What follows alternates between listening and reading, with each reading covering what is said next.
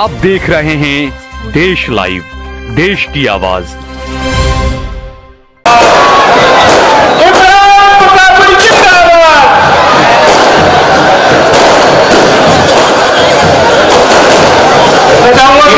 आपके बीच मौजूद है, जोरदार तालियों के साथ उनका इस्तेमाल कीजिए।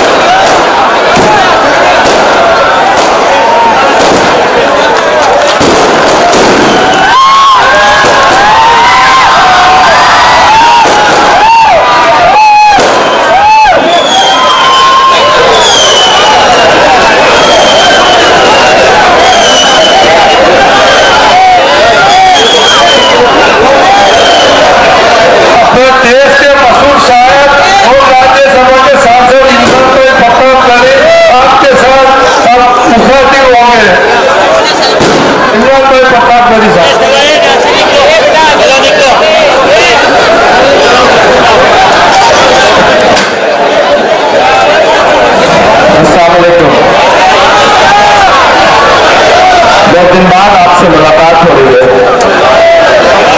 और देरी से आने के लिए माफी चाहता हूँ, क्योंकि हम लोग नंदासन में एक सभा में थे और आते आते देर हो गई।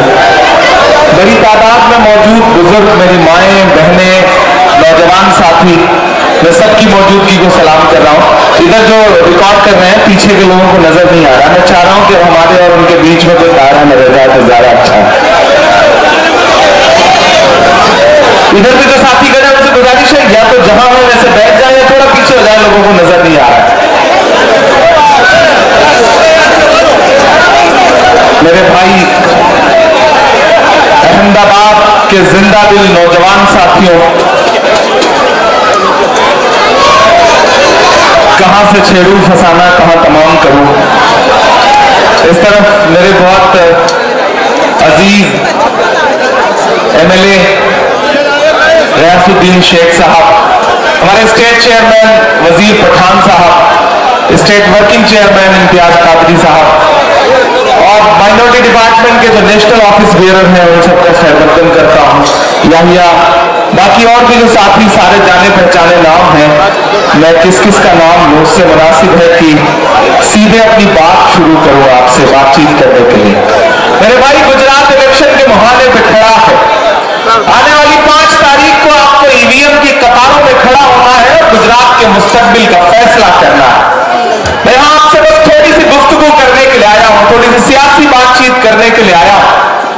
हम यहां आए नहीं है सिर्फ गाने के लिए, रोशनी लाए हैं हम सारे जमाने के लिए। अहमदाबाद वालों, एक मुश्किल दौर में मुल्क गुजर रहा है, एक मुश्किल दौर से गुजर रहा है। एक तरफ वो ताकतें खड़ी है जो कहती है कि मुल्क संविधान से नहीं चलेगा बल्कि उनकी तानाशाही से चलेगा, उनकी मर्जी से चलेगा, वो जैसे चाहेंगे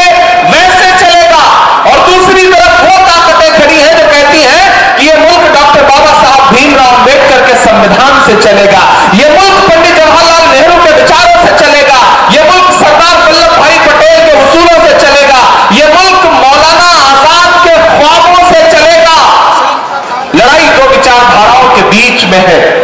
इन दो विचारधाराओं के बीच की जो लड़ाई है, इस लड़ाई में आपको तय करना है कि आप कहां खड़े हैं।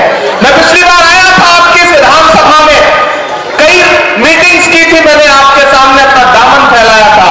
मैं उसका शुक्रिया अदा करता हूं कि आपने मेरी बात मानी थी और गयास भाई को एमएलए बनाया था। मैं आज फिर आपके सामने दामन फैला के कहने के लिए आया हूं कि इस बार जो गुजरात की लड़ाई है वो बहुत अलग है। इस बार बहुत अलग है। 27 सालों का जो कुशासन है, जो बदहाली है, उसके खिलाफ पूरे गुजरात में गुस्सा है। जनता जमीन पर मौजूदा भाजपा की सरकार से नाराज है।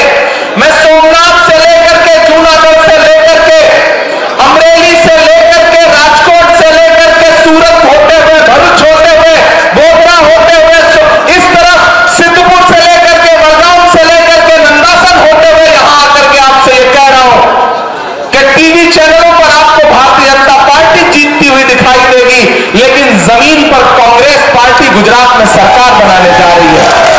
मैं पूरी जिम्मेदारी से आपसे यह कहने आया हूं, यहां बड़ी तादाद में जिधर नजर जा रही है लोग खड़े हैं।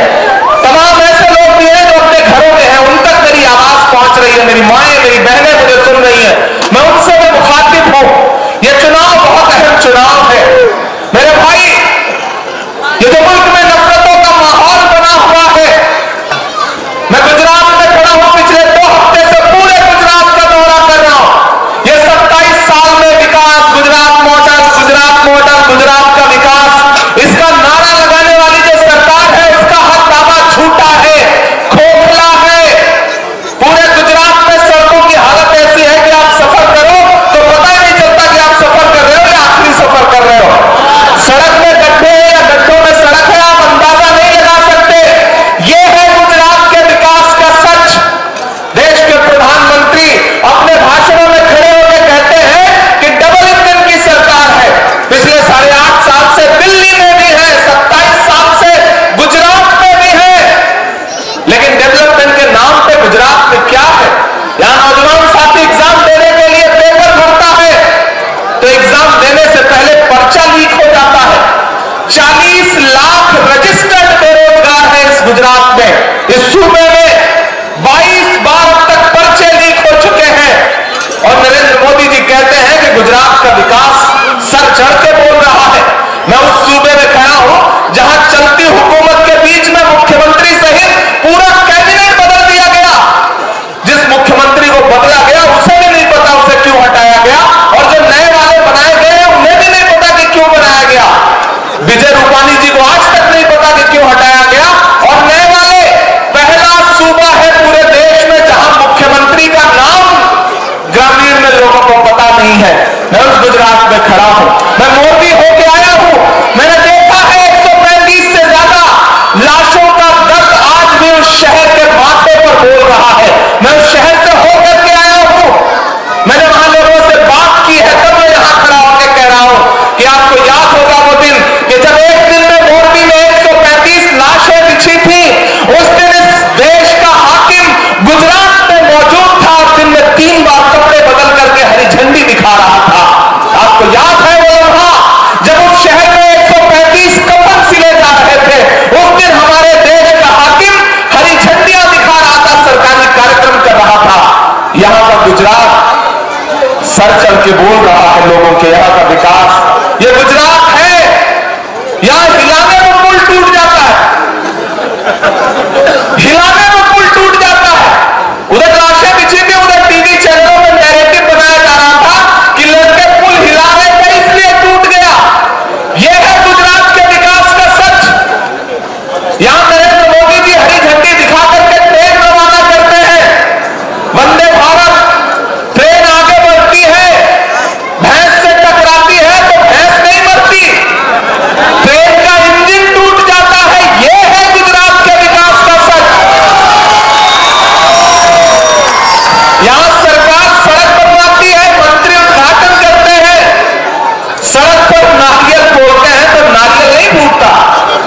सड़क टूट जाती है। यह है गुजरात के विकास का सच। मेरे भाई, भारतीय जनता पार्टी का हर दावा, हर नारा, विकास की हर बात झूठी है। उसी तरह से जिस तरह लाल किले से खड़े होकर के देश के प्रधानमंत्री भाषण देते हैं, महिला सम्मान, महिला सुरक्षा, लंबी लंबी बातें करते हैं, और उसी बातचीत के दौरान अगले 2 घंटे बाद उन्हीं के सूबे में, गुजरात में, भारत की एक बेटी बिल्किस के गुनहगार 11 बलात्कार के आरोपी सरकारी शहर पर रिहा कर दिए जाते हैं। प्रधानमंत्री का नारा कितना झूठा है। मैं हिंदी साहित्य का विद्यार्थी रहा हूं, मैं तो बचपन से बोलता रहा हूं संस्कृत का एक सूत्र वाक्य कि यत्र नार्यस्त पूज्यन्ते रमन्ते तत्र देवता। जहां नारियों की पूजा होती है वहां देवता निवास करते हैं। लेकिन यह कैसा भारत बना दिया गया है जहां नारियों की नहीं बल्कि नारियों के बलात्कारियों की पूजा हो रही है, और देश के प्रधानमंत्री चुप हैं। एक शब्द नहीं है उनके पास बोलने के लिए। आने वाली 7 दिसंबर से देश की पार्लियामेंट शुरू हो रही है। मुझे ताकत दीजिए, मुझे हिम्मत दीजिए कि मैं देश के हाकिम के सामने खड़ा होकर के उनकी आंख से आंख मिला करके उनसे पूछूं कि प्रधानमंत्री जी, आपके बेटी बचाओ बेटी पढ़ाओ नारे का सच क्या यही है कि भारत की एक बेटी बिल्किस अपने गुनहगारों के खिलाफ सुप्रीम कोर्ट की चौखट पे खड़ी है और आप एक शब्द बोलने के लिए तैयार नहीं है? दरियापुर वालों, अहमदाबाद वालों, भारतीय जनता पार्टी इस बार परेशानी में है। इस बार परेशानी में है। पिछली बार भी हारते हारते रह गई थी भाजपा, सरकार बनते बनते रह गई थी कांग्रेस पार्टी की। मोदी जी को पानी में जहाज उतारना पड़ा था, देखा था कि नहीं आप लोगों ने? करतब दिखाने पड़े थे, तब जाकर के किसी तरह उनकी सरकार बन पाई थी। तो उन्हें पता था कि जमीन पर कांग्रेस बहुत मजबूत है, यहां लड़ाई सीधे भाजपा बनाम कांग्रेस है। यह भाजपा जानती है, उनका इंटेलिजेंस जानता है। उन्हें पता था कि इस बार अकेले नहीं जीता जा सकता, तो फिर उन्होंने अपने कुछ दोस्त बुलाए हैं। एक दिल्ली से, मैं नाम नहीं लूंगा, नहीं आप जान जाएंगे कि मैं केजरीवाल जी की बात कर रहा हूं। वो झाड़ू लेके आए हैं, आपसे कहते हैं झाड़ू पकड़िए, सफाई करिए, जबकि सच्चाई यह है कि असली कचरा वही भरा हुआ है। मैं दिल्ली रहता हूं, मैंने देखा है अरविंद केजरीवाल का सच। मैंने देखा है कि दिल्ली दंगों के दौरान अरविंद केजरीवाल ने अपने होठों को न जाने कौन से फेविकोल से चिपका के बंद कर लिया था। एक लफ्ज नहीं बोले थे केजरीवाल साहब। मरकज के खिलाफ कोरोना में FIR करना था तो सबसे पहली प्रेस कॉन्फ्रेंस अरविंद केजरीवाल ने करके कहा था कि मरकज पर FIR कराओ। आज वो आपके बीच में खड़े हैं। अभी उनके मुख्यमंत्री आए थे मनीष सिसोदिया, उनसे किसी पत्रकार ने कहा कि आप बिल्किस के बारे में क्या कहेंगे, तो उन्होंने कहा हम बिल्किस पर क्यों बोलेंगे। किसने कहा? आम आदमी पार्टी के डिप्टी CM ने यह बात कही कि हम बिल्किस पर क्यों बोलेंगे। यहां तो लोग बैठे हैं, यहां तमाम ऐसे लोग हैं, मैं जानता हूं जो मुझसे इत्तेफाक रखते हैं, तमाम ऐसे भी दोस्त मुझे सुन रहे होंगे जो मुझसे इत्तेफाक नहीं रखते होंगे। मैं उनसे भी मुखातिब होकर के बस एक बात कह रहा हूं। यहां गयासुद्दीन बैठे हैं, आपके MLA हैं, आपके लगाए हुए दरख्त हैं, आपके लगाए हुए पौधे हैं। दरियापुर वालों, एक बात हमेशा याद रखना कि जो दरख्त आप खुद लगाते हैं उसे काटा नहीं जाता है, उसे छांटा नहीं जाता है, उसे ताकत दी जाती है, उसे पानी दिया जाता है ताकि वो फले फूले। मैं आपसे आज कहने आया हूं कि हो सकता है गयास भाई से किसी बात की नाराजगी हो, कभी आपका फोन न उठा पाए हो, कभी ऐसा हुआ हो कि आपको लगा हो कि इसी लम्हे हमारे बीच खड़े हो जाए और कहीं बाहर रहे हो, ना खड़े हो पाए हो। लेकिन एक बात याद रखना दरियापुर वालों कि जब मकसद बड़ा हो तो छोटी छोटी चीजें नजरअंदाज करनी पड़ती हैं। जब मकसद बड़ा हो तो छोटी छोटी बातों को दरकिनार करना पड़ता है। इस बार आपका मकसद बड़ा है। इस बार आपका मकसद एक विधायक को विधायक जिताना नहीं है, बल्कि गुजरात के सत्ता परिवर्तन का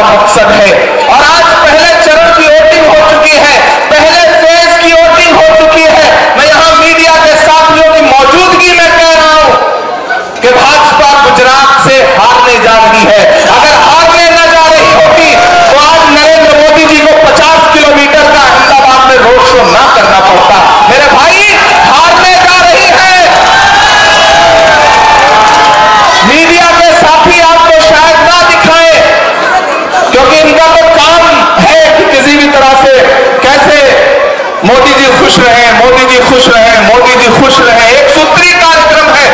उसके लिए जो भी करना पड़े, ये तो हमारे जो खुद से YouTube पे, सोशल प्लेटफॉर्म पे जो अपनी मर्जी से, अपने दम से पत्रकारिता कर रहे नौजवान साथी हैं, मैं उनको सलाम करता हूं।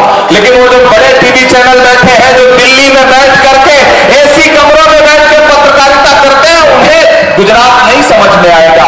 ये गुजरात है, यहां के हवा में व्यापार है साहेब।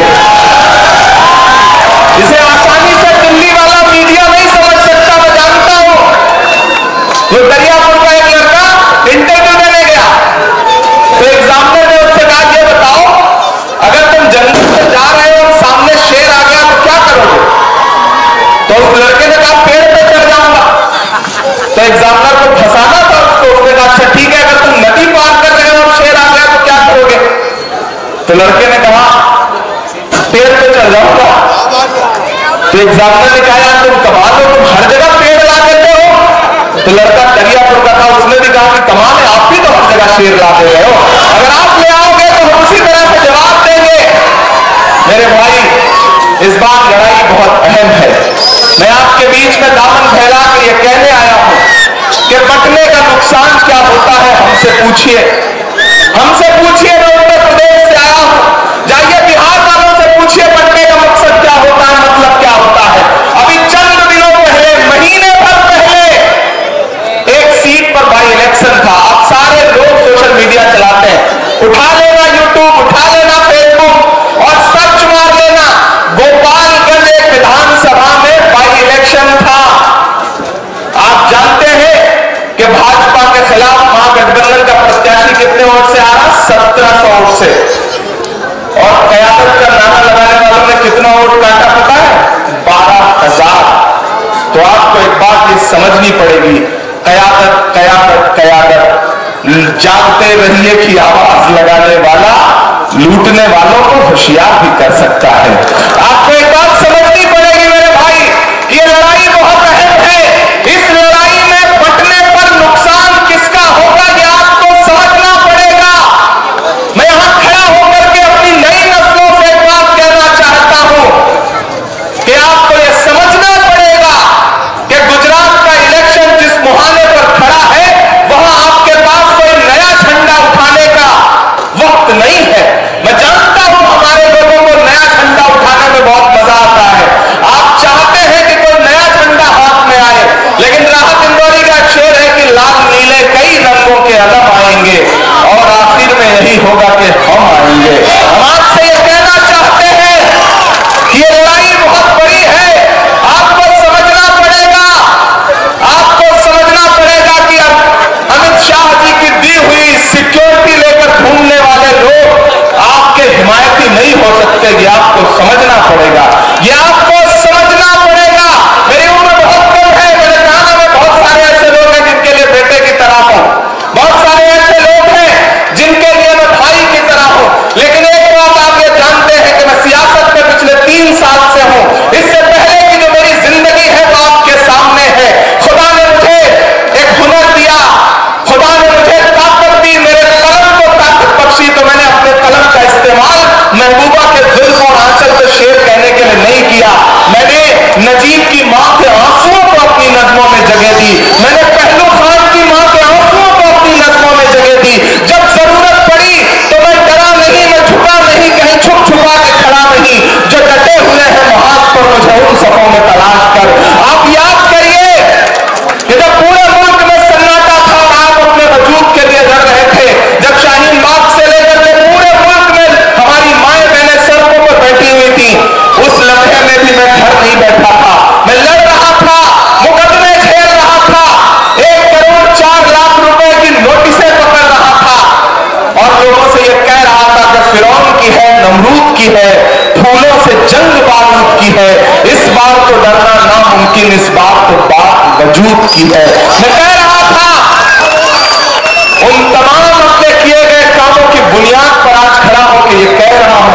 लोग आएंगे आपसे कहेंगे कि कांग्रेस ने आपको क्या दिया, लोग आपको बताएंगे कि कांग्रेस तो आपके सबसे बड़े दुश्मन है, और वो कहेंगे कि हम भाजपा को हराने आए हैं। मैं बड़ा हंस के ये बात कहना, और आप हंस के मेरी बात को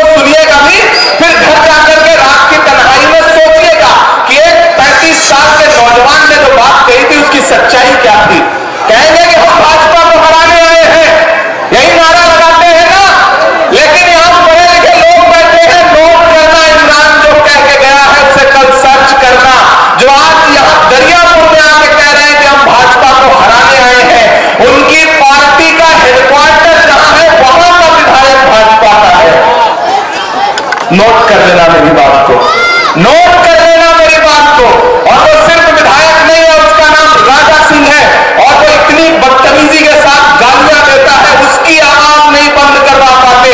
लेकिन यहां आकर के आपसे कहेंगे कि हम आपको इंसाफ दिलाने आए हैं। मेरे भाई, नोट कर लेना मेरी बात को। कल सुकून से तन्हाई में सोचना कि एक नौजवान आपसे कुछ कह रहा था, उसको समझना। मेरे भाई, भाजपा बहुत होशियार है, हमारा दुश्मन बहुत शातिर है। वो जानता है कि अकेले नहीं जीता जा सकता, तो फिर वो कई दोस्तों का इस्तेमाल करता है। आपसे चाहता है कि आप थोड़ा थोड़ा बट जाइए, थोड़ा थोड़ा बट जाइए। और बटने का नुकसान क्या होता है? मैंने कहा ना, हमसे पूछिए क्या होता है। हम झेल के आए हैं, इसलिए आपको आगाह करने आए हैं कि बटिएगा मत। पहले तालीम से तुम मोड़ दिए जाओगे, फिर किसी जुर्म से तुम जोड़ दिए जाओगे। हाथ से हाथ की जंजीर बनाकर निकलो, वरना धागे की तरह तोड़ दिए जाओगे। गुजारिश कर रहा हूं, लुकाएंगे आपके बीच में, आपको समझाएंगे। लेकिन मुझे बताओ दरियापुर वालों कि इस वक्त पूरे मुल्क में आरएसएस ने जो नफरत की आग लगा रखी है, उसके खिलाफ बुनियादी कोशिश कौन कर रहा है? असली कोशिश कौन कर रहा है उस नफरत के खात्मे की? एक शख्स है। और जानते हैं उसकी कोशिश क्या है? वो कन्याकुमारी से कश्मीर के लिए पैदल निकला है, हर दिन 25 किलोमीटर चलता है। उसका नारा क्या है? नफरत छोड़ो, भारत जोड़ो। नफरत हट जाएगी, भारत जुड़ जाएगा, तो सबसे बड़ा फायदा किसका होगा? नफरत के निशाने पे तो हम ही आप खड़े हैं ना। सबसे ज्यादा नफरत का नुकसान कौन झेल रहा है? हमारी नस्लें झेल रही है ना।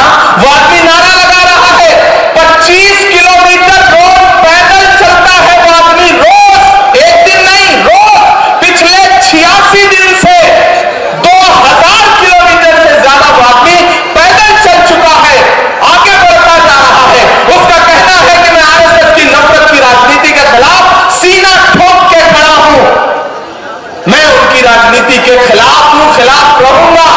मैं चल के आ रहा हूं उसके साथ कन्याकुमारी से। मध्य प्रदेश पहुंचने से पहले यहां चलाया आपके सामने, चूंकि इलेक्शन चल रहा था। मेरे भाई, मुझसे पत्रकार साथी कहते हैं कि आप राहुल गांधी के साथ पैदल चल रहे हैं, इमरान साहब आप क्या कहेंगे?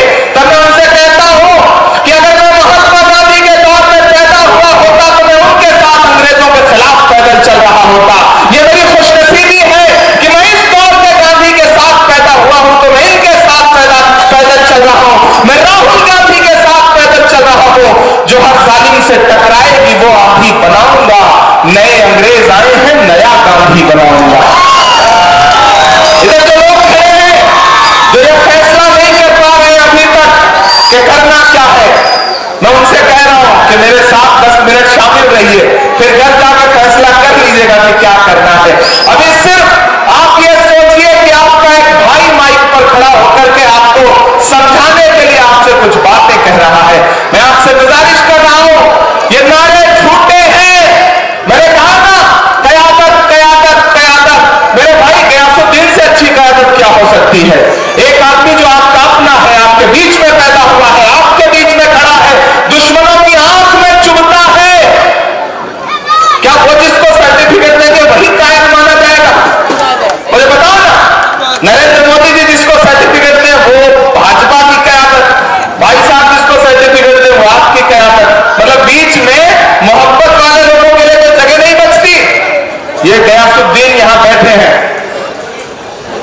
मेरे भाई, मैं आपसे ये कहना चाहता हूं, एक बात याद रखना कि जब जंगल में आग लगती है तो न तो वो बरगद बचते हैं जो हवा को आंधी में तब्दील करते हैं, और न वो बांस बचते हैं जिनकी आपसी रगड़ से चिंगारी पैदा होती है। मैं आज सिर्फ इतना समझाने आया हूं आपको। आज मेरे कई सभाएं लगी थी, लेकिन मैंने कहा कि नहीं, मुझे दरियापुर जाके लोगों से बस इतना कहना है कि छोटे छोटे जज्बात में आकर के किसी बड़े मकसद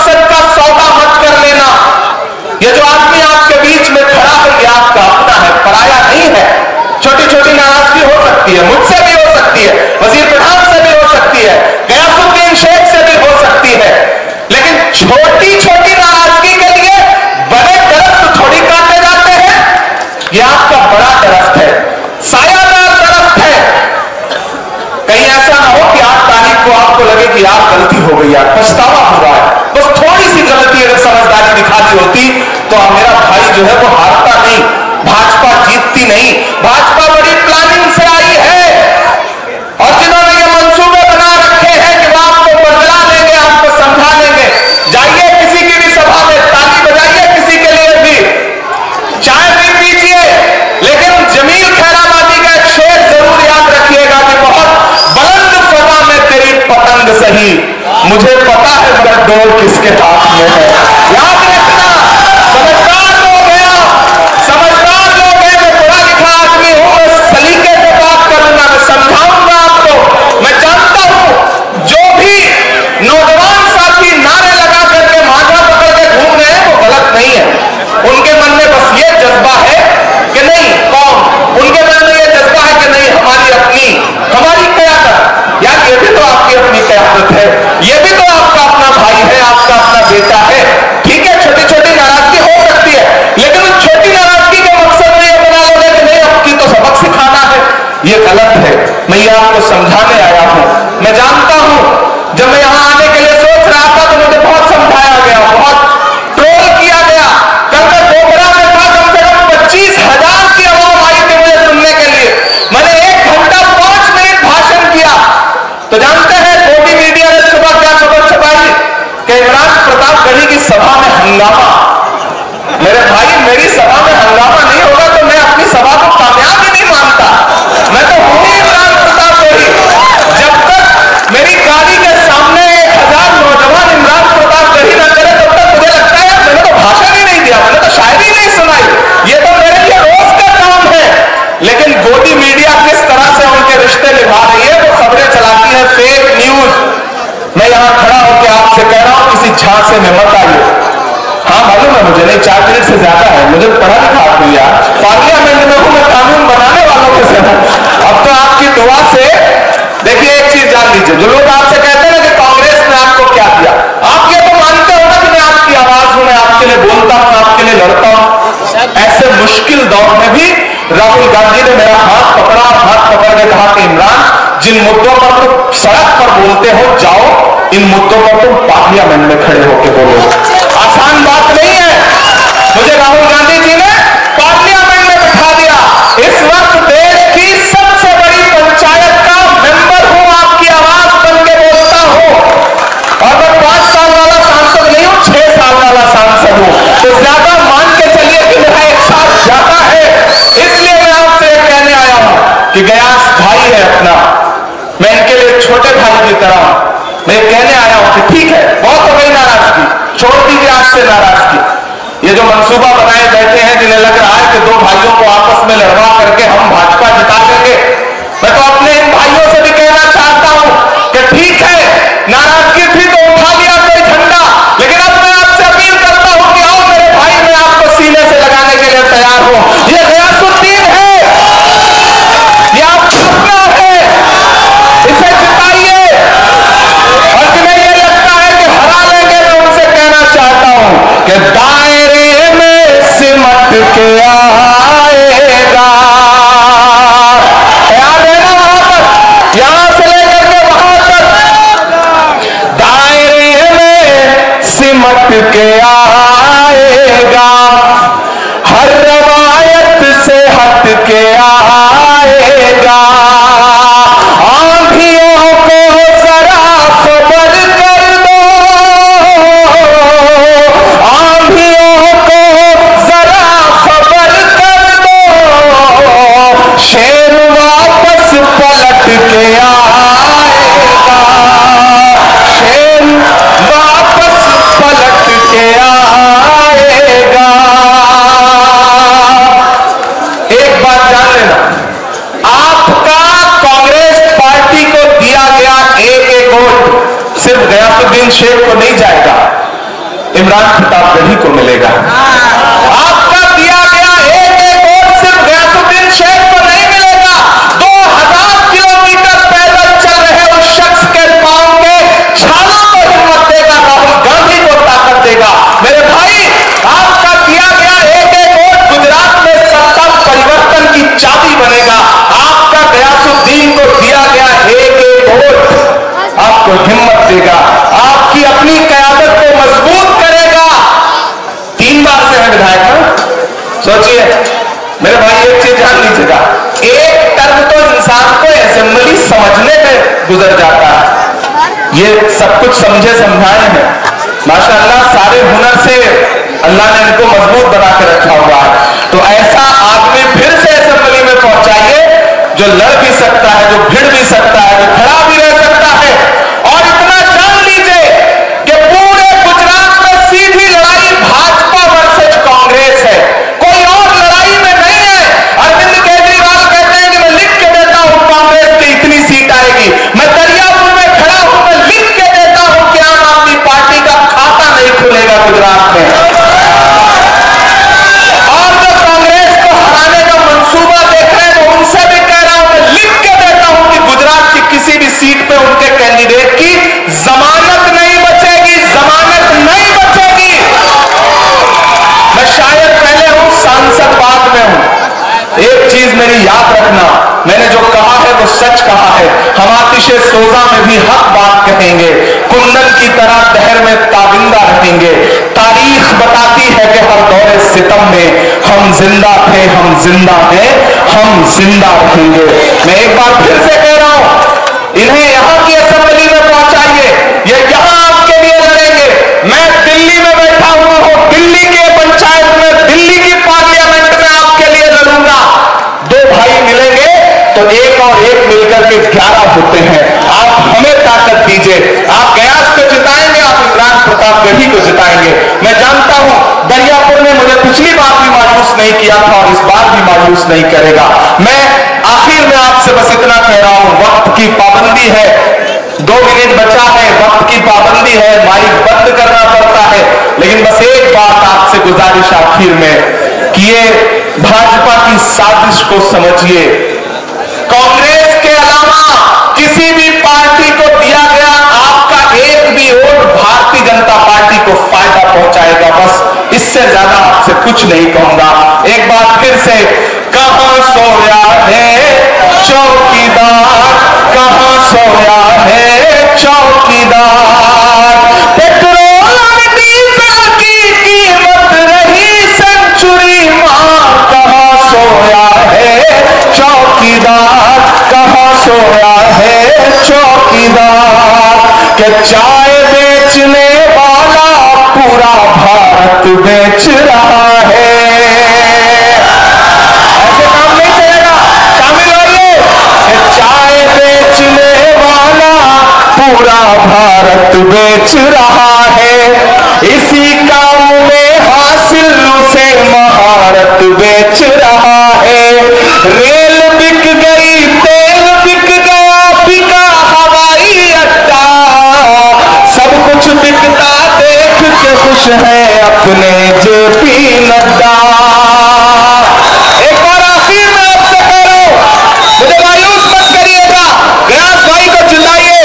इंशाल्लाह फिर आपके दरमियान आऊंगा और आपसे बहुत सारी गुफ्तगू करूंगा, आपको बहुत सारी शायरी सुनाऊंगा। एक बार फिर से आप सबका बहुत शुक्रिया।